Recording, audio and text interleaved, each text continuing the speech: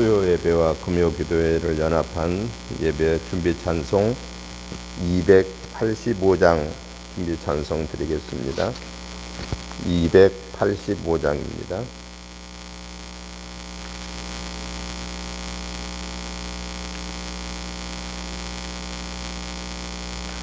주의 말씀 받은 그날 참 기쁘고 복되도다.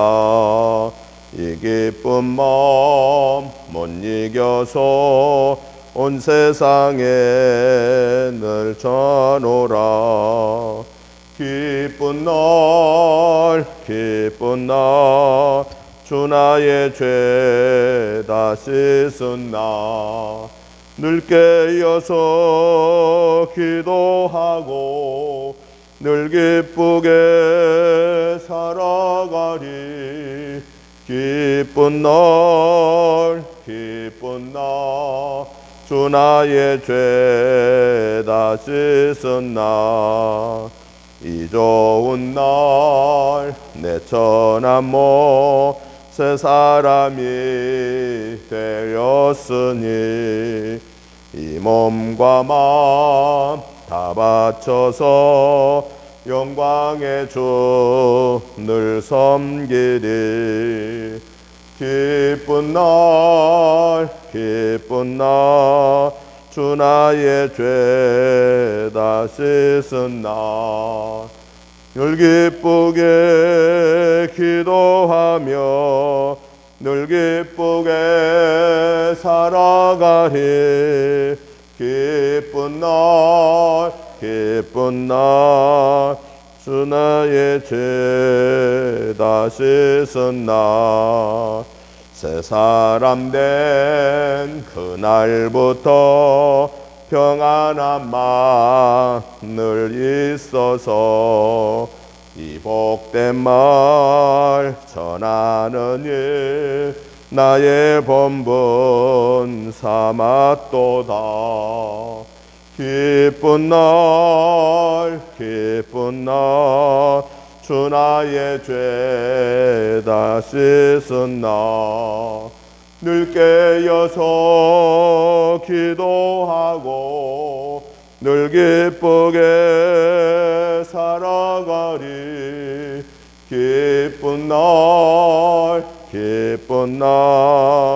주 나의 죄 다 씻은 날. 아멘. 288장을 찬송 한 장 더 드리고 예배 시작하겠습니다. 288장입니다. 예수를 나의 구주 삼고 성령과 피로써 거듭나니 이 세상에서 내 영혼이 하늘의 영광 누리도다. 이것이 나의 간증이요 이것이 나의 찬송일세. 나 사는 동안 끊임없이 구주를 찬송하리로다. 온전히 주께 맡긴 내 영 사랑의 음성을 듣는 중에 전사들 왕래하는 것과 하늘의 영광 보리로다. 이것이 너의 간증이요 이것이 나의 찬송일세. 나 사는 동안 끊임없이 구주를 찬송하리로다. 주 안에 기쁨 누림으로 마음의 풍랑이 잔잔하니 세상과 나는 간 것 없고 구속한 주만 보이도다. 이것이 너의 간증이요 이것이 나의 찬송일세. 나 사는 동안 끊임없이 구주를 찬송하리로다. 아멘. 다 같이 사도신경으로 신앙 고백 드림으로 수요 예배 드리겠습니다. 나는 전능하신 아버지 하나님 천지의 창조주를 믿습니다. 나는 그의 유일하신 아들 우리 주 예수 그리스도를 믿습니다.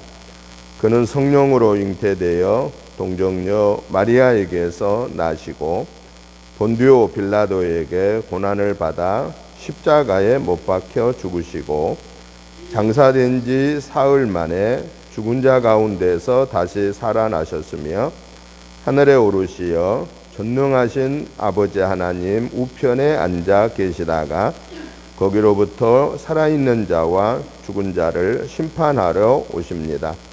나는 성령을 믿으며 거룩한 공교회와 성도의 교제와 죄를 용서받는 것과 몸의 부활과 영생을 믿습니다. 아멘.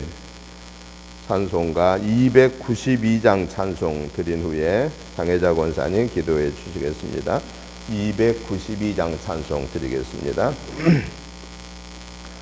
주 없이 살 수 없네 죄인의 구주여 그 귀한 법의 피로 날 구속하소서.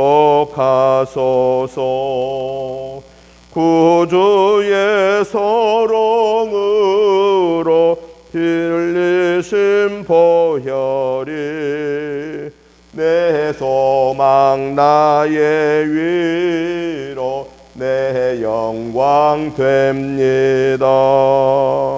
주 없이 살 수 없네 나 혼자 못 서리. 힘없고 부족하며 지혜도 없도다. 내 주는 너의 생명 또 나의 힘이라. 주님을 의지하여 지혜를 얻으리. 주 없이 살 수 없네 내 주는 아신다. 내 영의 깊은 간구 마음의 소원을 주밖에 나의 마음 네 알아주리요. 내 마음 위로하사 평온케 하시네. 주 없이 살 수 없네 세월이 흐르고 이 깊은 고독 속에 내 생명 끝나도 사나운 풍랑일 때 날 지켜주시니 내 곁에 계신 주님 늘 힘이 됩니다. 아멘.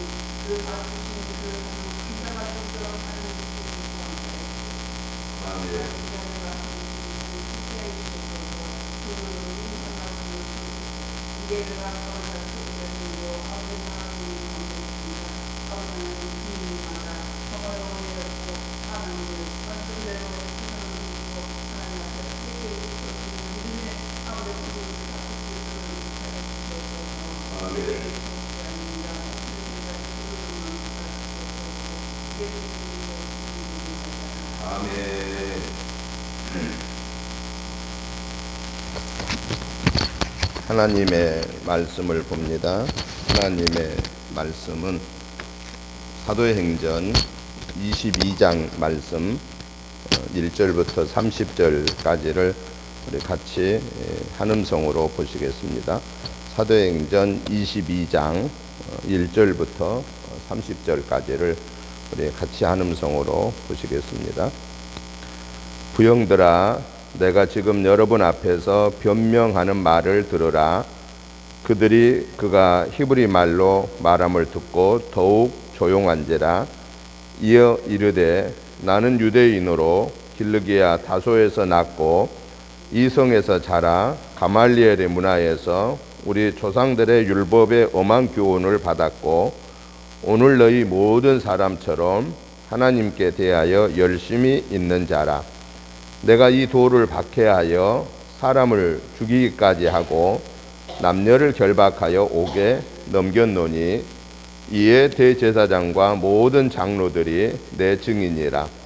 또 내가 그들에게서 다메섹 형제들에게 가는 공문을 받아 가지고 거기 있는 자들도 결박하여 예루살렘으로 끌어다가 형벌받게 하려고 가더니 가는 중 다메섹에 가까이 갔을 때에 오정쯤 되어 호련히 하늘로부터 큰 빛이 나를 둘러 비침에 내가 땅에 엎드러져 들으니 소리 있어 이르되, 사울아 사울아, 네가 왜 나를 박해하느냐 하시거늘 내가 대답하되, 주님 누구시니까 하니 이르시되, 나는 네가 박해하는 나사렛 예수라 하시더라. 나와 함께 있는 사람들이 빛은 보면서도 나에게 말씀하시는 이의 소리는 듣지 못하더라. 내가 이르되, 주님 무엇을 하리이까?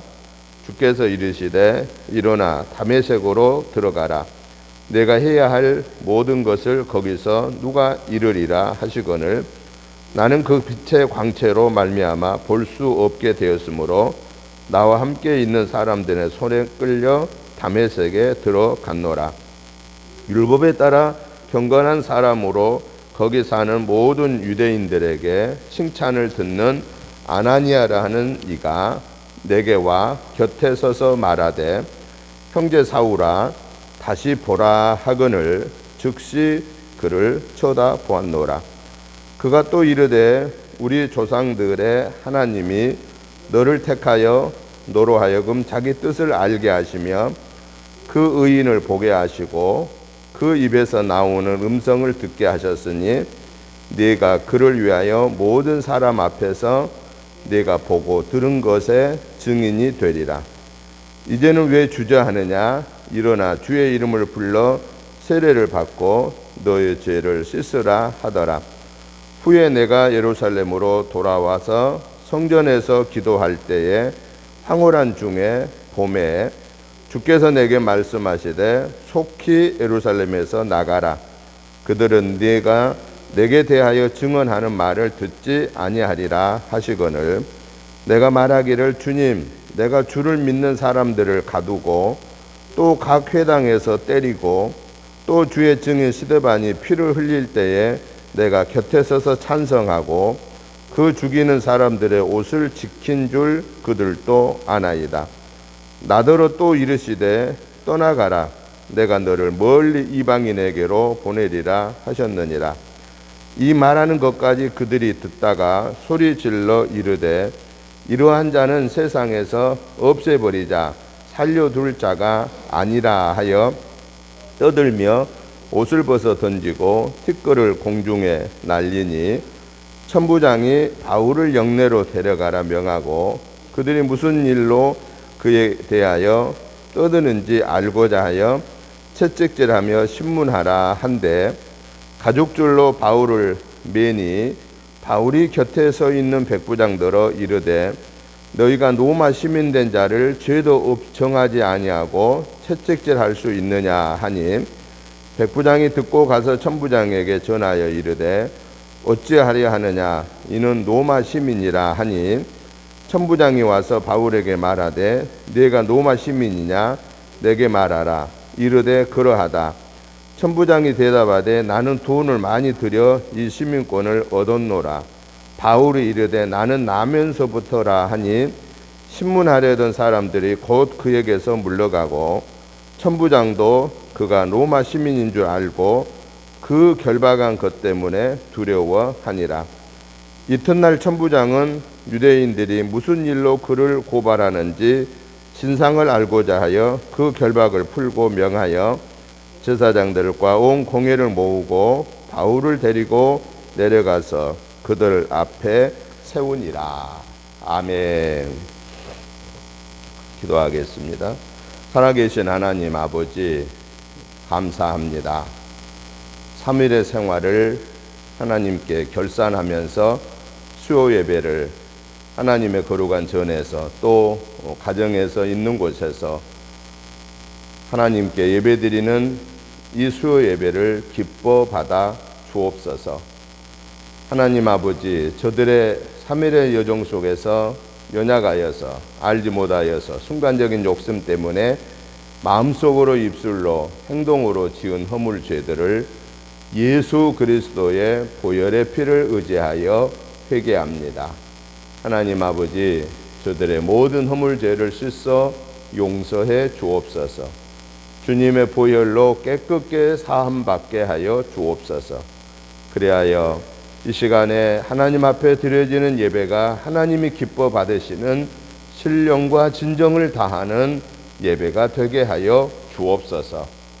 오늘 우리 예배에 악한 사단의 계교는 모양까지도 물리쳐 주시고 오직 성삼위 하나님이 예배를 주관하시고 홀로 영광 받으시옵소서. 예수님의 이름으로 축복하오며 간절히 기도하옵나이다. 아멘. 오늘 우리가 같이 보신 사도행전 22장의 말씀을 보면은요, 바울 사도가 유대인 공회 앞에 서서 자신을 변명하는데 두 가지 변명을 하고 있습니다. 내가 예수 믿기 전에 자기의 모습과 또 예수를 믿게 된 그 과정에 대한 그러한 내용을 얘기할 때에 유대인들이 소동을 일으켜서 저를 없애야 된다라고 이렇게 말하였을 때에 바울을 천부장이 그의 위기에서 건져내는 그러한 내용이 오늘 본문의 말씀입니다.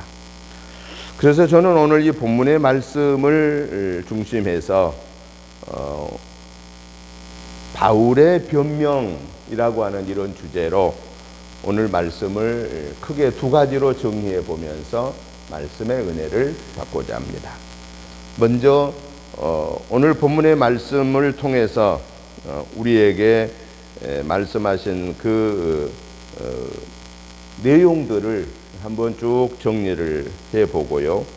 그 다음에 마지막 두 번째로는 오늘 이 본문을 통하여 바울이 변명하는 이 변명을 통해서 하나님이 오늘 우리에게 주시고자 하는 교훈의 말씀이, 뇌마의 말씀이 무엇인가에 대해서 살펴보면서 말씀의 은혜를 받고자 합니다.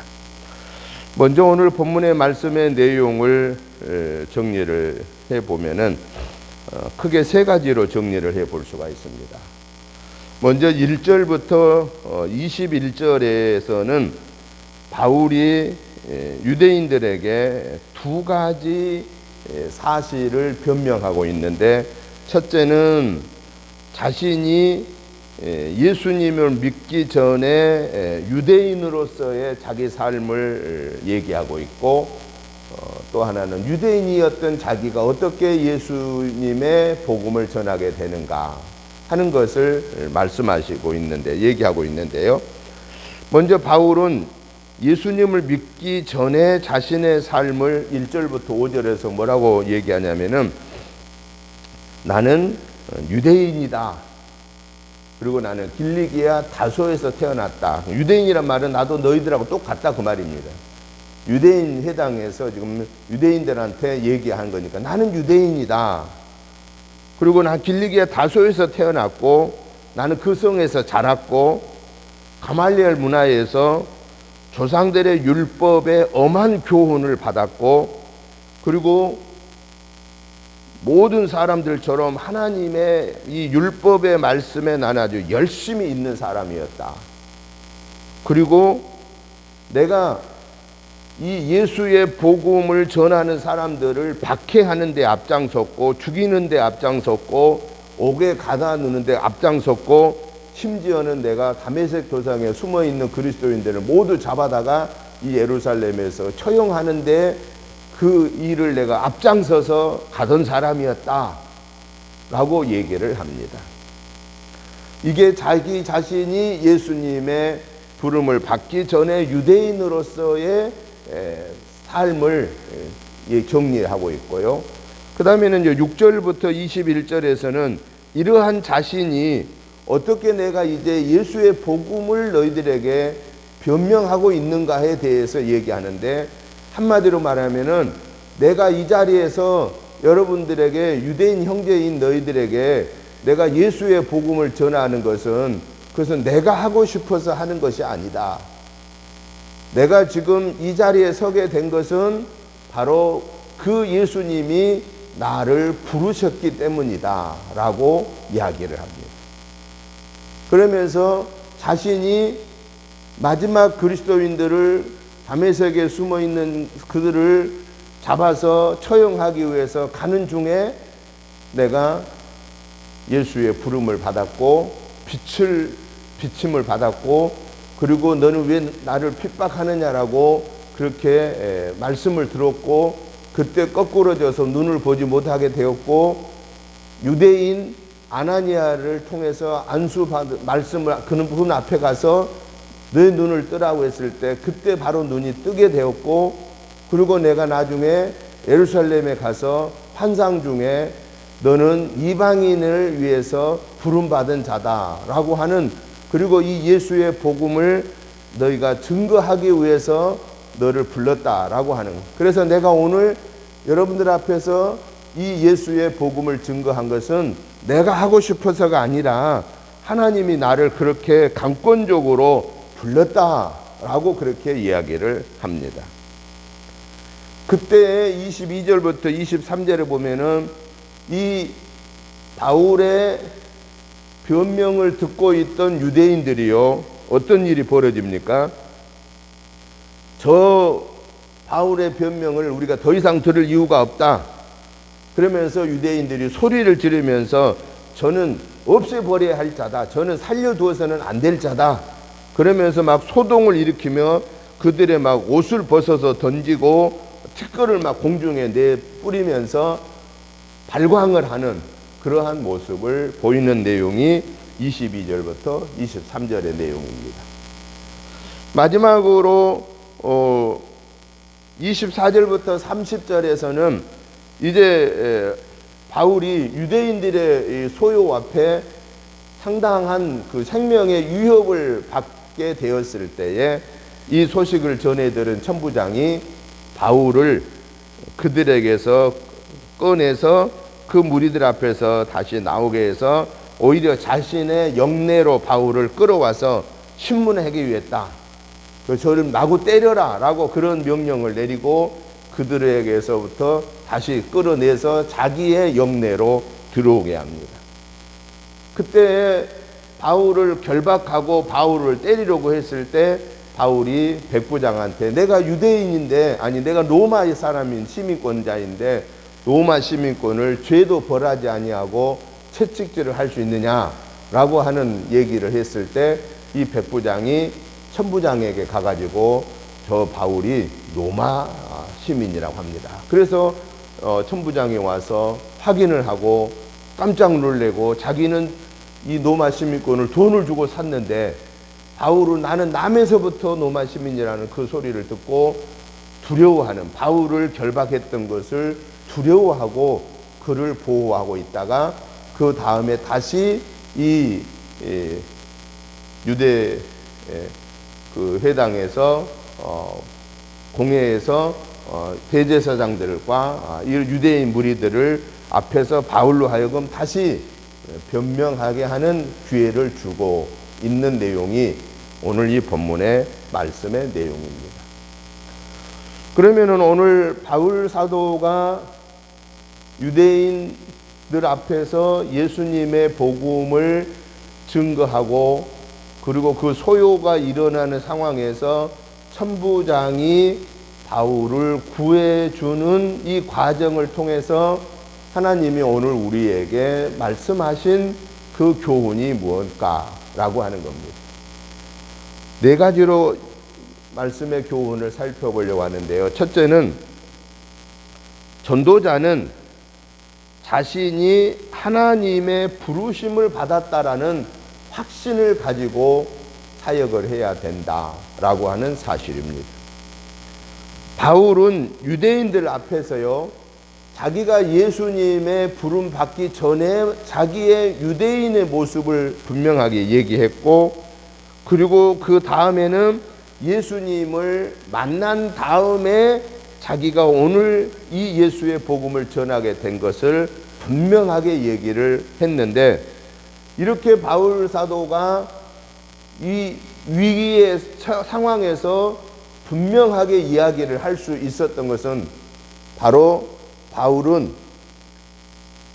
다메섹 도상에서 예수님께로부터 사울아 사울아 하는 부름을 받았고, 그리고 그가 그 부름 받은 순간에 빛을 비춤에 의하여서 눈을 보지 못하게 되는 상황에 이르렀고, 그리고 다메섹으로 들어가서 유대인 아나니아에 의해서 내가 보게 되리라 하는 말씀을 통하여서 그가 다시 보게 되었고, 그리고 그가 또다시 며칠 후에 예루살렘에 가서 환상 중에 하나님이 바울에게 두려워하지 말라고, 너를 부른 것은 너를 이방인의 사역자로 불렀기 때문에 불렀다라고 말씀하심을 통해서 바울은 분명하게 주님의 부르심에 대한 체험이 있었다라고 하는 사실입니다. 복음을 증거하는 자의 삶은요, 하나님이 부르셨다라고 하는 체험이 있어야 된다라고 하는 것을 말씀하고 계십니다. 그래야 위기 상황에서도 당당하게 하나님이 주신 사명을 감당할 수 있다 하는 것을 교훈하고 있습니다.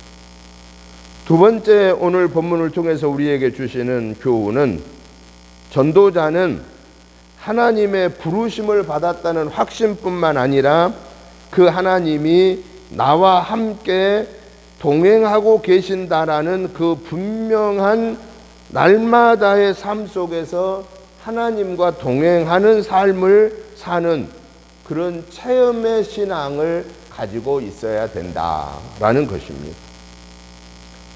바울이 다메섹 도상에서 주님의 부름을 받고 아나니아를 통하여서 눈이 열리고 예루살렘에서 기도할 때 황홀한 하나님의 음성을 듣는 이 과정을 통해서 바울은 예수님이 나와 함께 계시는구나, 성령으로 나와 함께 계시는구나 하는 것을 그가 분명하게 알았다라는 것이죠. 왜 복음을 증거하는 자가 이렇게 나는 하나님의 부름받은 자야라는 그 확실함과 그 하나님이 나와 함께 계신다라는 그 분명한 체험을 왜 가져야 되느냐? 복음 증거자는 때로는요, 어떤 위기를 만날 수가 있냐면은 생명을, 목숨을 내놓아야 할 그런 상황에 이르를 때가 많다 그 말이죠. 근데 그 목숨을 잃어야 할 그 상황에서, 목숨을 내놓아야 하는 그 상황에서 하나님이 나를 부르시고 그 하나님이 나와 지금 동행하신다라는 확실한 체험이 없으면은 그 결단을 하기가 어렵다라는 것. 목숨을 내놓아야 하는 그 순간에 목숨을 내놓지 못한다라는 겁니다. 그래서 위기에 처하면 도망가 버리게 되고, 위기에 처하면 하나님을 부인하게 된다라는 사실입니다. 안타깝게도 우리나라 6.25 때 이북의 공산주의자가 우리 남한에 내려와서 많은 사람을 죽였는데 그 중에 기독교인들을 또 그렇게 많이 죽였잖아요. 왜 그렇게 기독교인들을 많이 죽였느냐?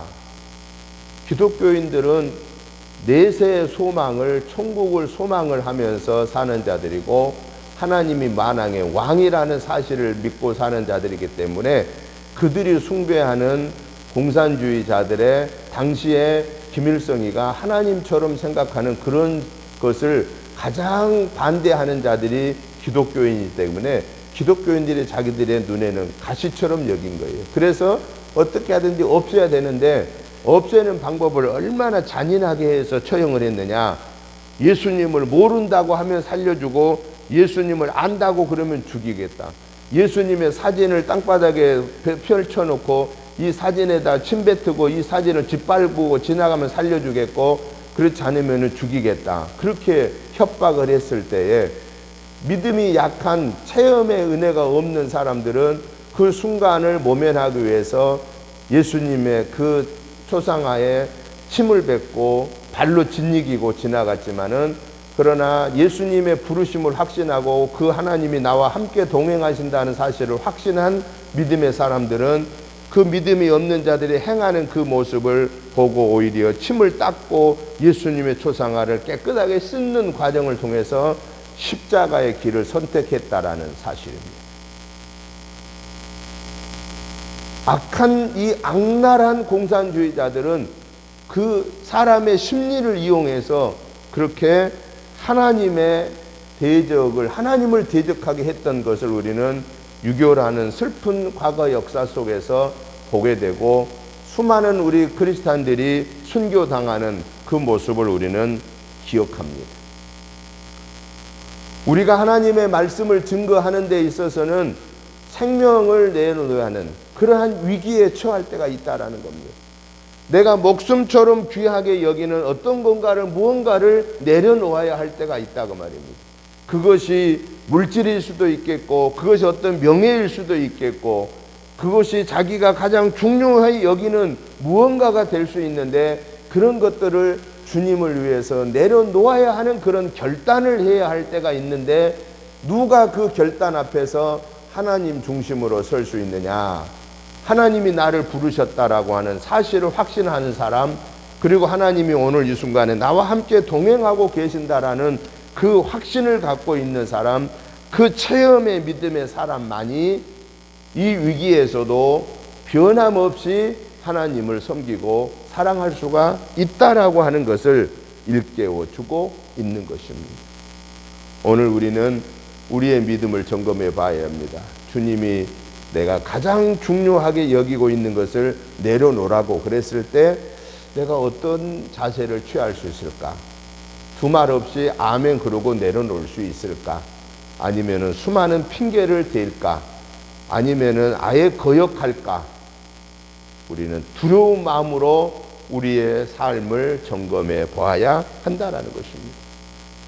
그런데 분명한 사실은 바울 사도처럼 하나님의 부르심을 확신하고 그 체험의 믿음을 가진 사람은 죽음의 위기에서도 당당하게 자기가 그 예수님의 복음을 변명할 수 있었다라고 하는 것. 그 바울 사도의 변명을 통해서 오늘 저와 여러분들도 당당하게 하나님이 창조주이시라고 하는 것, 예수님이 구원의 주이시라고 하는 것, 성령님이 오늘 나와 함께 하신 하나님이라는 사실을 우리가 체험을 통해서 확실한 믿음의 고백을 하고 하나님의 말씀에 수종될 때에 조금도 흔들림이 없이 순종해야 한다라고 하는 것을 우리에게 교훈하고 계십니다. 그 사실을 우리는 우리의 믿음에서 체험해야 됩니다. 예수님께서도 분명히 마태복음 28장 20절에서 사랑하는 제자들한테 지상명령, 너희는 가서 모든 족속으로 제자를 삼아 아버지와 아들과 성령의 이름으로 세례를 주고 가르쳐 지키게 행하라. 그 다음에 마지막 20절의 약속이 뭡니까? 볼지어다 내가 세상 끝날까지 너희와 항상 함께 있으리라. 우리 예수님이 분명히 약속을 했거든요. 그런데 그 약속을 한 것을 우리가 항상 간직하면서 살 수 있는 사람은 어떤 사람만이 그 약속을 잊지 않고 살 수 있느냐? 사도행전 1장 8절에서 성령의 충만함을 받으라고 하신 예수님의 말씀대로 우리가 하나님의 영이 성령으로 충만하게 채움받은 자만이 하나님과 동행할 수 있는 자이고, 하나님과 그렇게 동행하는 자만이 우리는 하나님이 나와 함께 하신다라는 것을 조금 더 의심하지 아니하고 날마다 순간마다 하나님 앞에 의논하고 그분의 뜻을 우선적으로 우리가 순종하게 된다라고 하는 사실입니다. 주님은 우리에게 마지막으로 결론적으로 무슨 교훈을 주시느냐? 전도자는 오직 예수님만을 위해서 변호해라 라고 하는 것입니다. 예수님만 드러내라 그 말입니다. 우리가 변호한다는 것은 누구 입장에서 변호합니까? 그 사람 입장에서 변호를 하는 겁니다. 변호사가 어떤 사람의 변호를 맡았는데 자기 얘기를 할 수가 없습니다. 변호를 맡은 사람의 입장에서 얘기를 해줘야 되는 겁니다. 그게 변호입니다. 오늘 저와 여러분들은 예수님의 부름을 받은 자고 예수님의 제자의 사명을 받은 자고 전도자의 사명을 받은 자이기 때문에 저와 여러분이 존재하는 목적은 오직 성부, 성자, 성령의 하나님을 찬양하고 그분들을 드러내는, 그분들을 변호하는 삶을 살아야 된다 하는 겁니다. 그렇기 때문에 우리는 다른 것을 위해서 관심을 갖는 것이 아니라 하나님의 자녀는 오직 성부, 성자, 성령의 하나님에 대해서만 우리는 깊은 관심을 가지고 살아가야 된다 하는 겁니다. 변호인이 그 변호한 사람의 위치에서만 변호하면 뭐가 생겨요? 그가 살아가는 모든 것을 해결함을 받습니다. 마찬가지로 오늘 저와 여러분들이 예수님의 부름을 받은 자고 예수님께로부터 보냄받은 자이기 때문에 우리는 예수님만 열심히 성부 하나님, 성자 하나님, 성령의 하나님, 삼위일체이신 하나님을 열심히 변호하면은 나머지는 누가 책임지느냐? 성부, 성자, 성령의 하나님께서 변호한 우리의 삶은 하나님이 책임져 주신다라고 하는 사실입니다. 그런데 많은 사람들은요, 보편적으로 자기 자신에게 손해가 될 일이 있으면은 엄청나게 막 호들갑을 떨면서 변명을 합니다. 나 그거 아니라고 막 맹세까지 하면서 아니라고 호들갑을 떱니다. 그런데 정작 예수를 믿는 사람들 중에도 하나님에 대해서, 예수님에 대해서, 성령님에 대해서 성부, 성자, 성령의 하나님이 삼위일체 하나님이라는 사실을 부인하고 하나님의 교회를 부인하고 하나님의 자녀들, 성도의 삶을 대적하는 악한 사단의 계교 앞에는 우리는 변호를 안 하려고 한다고 말입니다. 잘못을 지적하지 않으려고 한다라는 겁니다. 악한 사탄이 하나님의 교회를 핍박하고 하나님의 자녀들을 핍박하고 성부, 성자, 성령의 하나님을 부인하고 하나님을 대적하는 이때에 하나님의 이 사명을 받은 저와 여러분들은 우리의 목숨을 내어놓고 하나님을 변호할 수 있는, 하나님의 교회를 변호할 수 있는, 하나님의 자녀들을 변호할 수 있는 자가 되어야 된다 하는 겁니다. 이것이 바로 바울을 통해서 하나님이 오늘 우리에게 주신 말씀이라는 사실입니다. 그런데 바울도 예수님의 부름을 받기 전에는 그가 하나님은 믿었지만 예수님은 믿지 않았기 때문에 예수님을 믿는 자들을 박해하고 죽이는 일에 앞장섰지만은 그가 예수님의 부름을 받았을 때, 예수님을 만났을 때, 체험했을 때, 그리고 순간순간 예수님과 동행하였을 때 그는 마지막 목숨을 다하는 순간까지 누구만을 위해서 살았느냐? 예수 그리스도가 하나님이시라는 사실을, 예수 그리스도가 구원의 주라는 사실을 정확하게 증언하다가 하나님의 부르실 때까지 그의 일을 감당했다라는 사실입니다.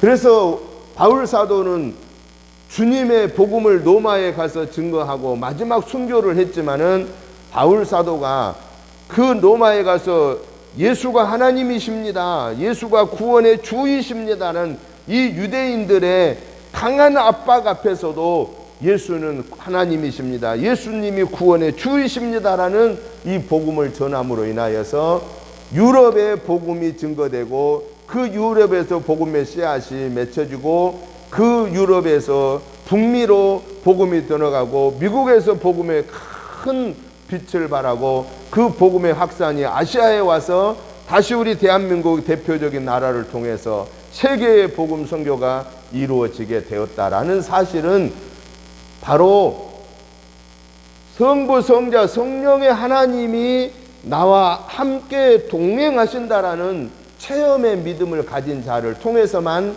하나님은 역사하신다라는 겁니다. 바울 한 사람, 외견적으로 보면 한 사람 아무것도 아닌 것처럼 여겨집니다. 그러나 그 한 사람이 세계의 이방인의 복음의 그 깃틀을 마련했고 터전을 마련해서 이방인들이 구원받게 되었다라고 하는 사실은 하나님은 오늘 저와 여러분들을 이 이방인의 세계에 보내신 전도자라는 사실을 우리는 잊지 말고 우리가 강하고 담대하게 두려움 없이 주의 복음을 증거하기 위해서 우리는 말씀 속에서 하나님 만나고 기도 속에서 하나님 만나고 성령의 충만함 속에서 하나님 만나게 해달라고 늘 우리는 하나님께 요청하고, 그래서 하나님이 내가 말씀 보고 듣는 중에 하나님의 음성을 듣고 하나님과 깊이 대화하는 중에 하나님의 음성을 듣고 때로는 성령님이 강권적으로 역사하셔서 하나님이 나와 함께 계심을 체험함으로 말미암아 저와 여러분들이 이 땅에 사는 동안에 조금도 의심치 않고 조금도 두려워하지 아니하고 어떤 상황에서든 간에 하나님의 영광이 가려지는 곳에는 당당하게 변명할 수 있는, 교회가 영광이 가려질 때는 당당하게 변호할 수 있는, 하나님의 거룩한 자녀들이 정말 어려움을 당할 때는 영광을 가리지 못하도록 당당하게 변호할 수 있는 예수님의 복음을 위해서는 우리는 당당하게 변명하는 그런 전도자가 되어야 된다라고 하는 것을 확신하고 이렇게 순종하다가 주님이 우리의 모든 삶을 어떻게 역사하시는가, 어떻게 주관해 가시는가, 우리의 결과를 어떻게 인도하시는가를 늘 기대하면서 이번 한 주간도 주님과 동행하는 승리하는 전도자의 삶이 저와 여러분의 삶이 되시기를 주님의 이름으로 축복합니다. 하나님 아버지 감사합니다. 하나님의 은혜로 저희들 3일 생활을 승리하게 하셔서 감사합니다. 하나님께서 저희들을 사랑하셔서 3일의 생활을 또 하나님의 전에서 또 있는 곳에서 오프라인으로 온라인으로 예배로 영광 올려 드리게 하시니 감사합니다. 바울 사도의 부르심과 바울 사도의 사역을 통해서 오늘 하나님이 우리들도 이방인의 사역자로 삼기 위하여서 부르시고 그 부르심에 응답하고 구원받고 하나님의 자녀된 사실을 체험하고 하나님과 동행하면서 오직 하나님만을, 하나님의 교회만을, 성도들을 변명할 수 있는 믿음의 변명을 감당하는 하나님의 자녀들 삼아 주옵소서. 이 사명을 아버지 앞에 서는 순간까지 조금도 부끄럼 없이 감당하다가 아버지 앞에 설 때에 승리의 결산을 올려드리게 하옵소서. 하나님 아버지, 우리 은혜교회가 예수님이 구원의 주이십니다라는, 예수님이 하나님이십니다라고 하는, 다시 예수님이 우리를 구원하시러 오신다라는 이 예수님의 구원의 복음을 당당하게 변명할 수 있는 그러한 능력의 장중에 붙잡아 주시고 성령 충만함으로 무장하게 하옵소서. 예수님의 이름으로 축복하오며 간절히 기도드리옵나이다. 아멘. 찬송가 293장 찬송을 드리면서 준비하신 구역 예물을 봉헌하겠습니다. 293장입니다. 주의 사랑 비칠 때에 그 기쁨 오네, 근심 걱정 물러가고 기쁨 오네. 기도하게 하시며 희미한 것 물리쳐 주의 사랑 비칠 때 기쁨 오네. 그 큰 사랑 내 마음속에 충만하게 비칠 때에 찬송하네. 그 큰 사랑 내 마음속에 화평함과 기쁨 주네. 그 큰 사랑 주의 사랑 비칠 때에 이 세상은 아름답고 활기차게 다 변하네. 화평 중에 내 영혼 영광스런 새 생명 다시 찾게 되었네. 그 큰 사랑 그 큰 사랑 내 마음속에 충만하게 비칠 때에 찬송하네. 그 큰 사랑 내 마음속에 화평함과 기쁨 주네. 그 큰 사랑 주의 사랑 비칠 때에 이 세상은 어둠 슬픔 중한 짐이 다시 사라져 우리들의 가는 길 밝히 비춰주시며 복을 받게 하시네. 그 큰 사랑 그 큰 사랑 내 마음속에 충만하게 비칠 때에 찬송하네. 그 큰 사랑 내 마음속에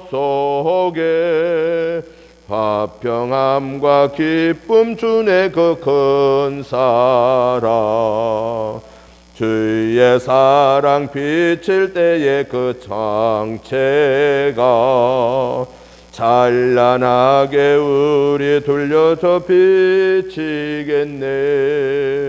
세상 모두 이기고 천국 생활할 때도 주의 사랑 비치네. 그 큰 사랑 그 큰 사랑 내 마음속에 충만하게 비칠 때에 찬송하네. 그 큰 사랑 내 마음속에 화평함과 기쁨 주네. 그 큰 사랑. 하나님 아버지 감사합니다. 하나님의 은혜로 수요 예배로 영광 올려드리게 하시고 또한 구역 예물과 함께 올려드리게 하시니 감사합니다.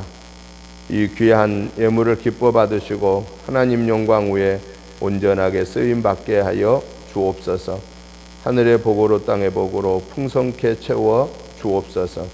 은혜교회가 하나님이 주신 전도하고 선교하고 구제하고 양육하는 사명을 온전히 감당하는 복된 교회로 든든히 세워 주옵소서.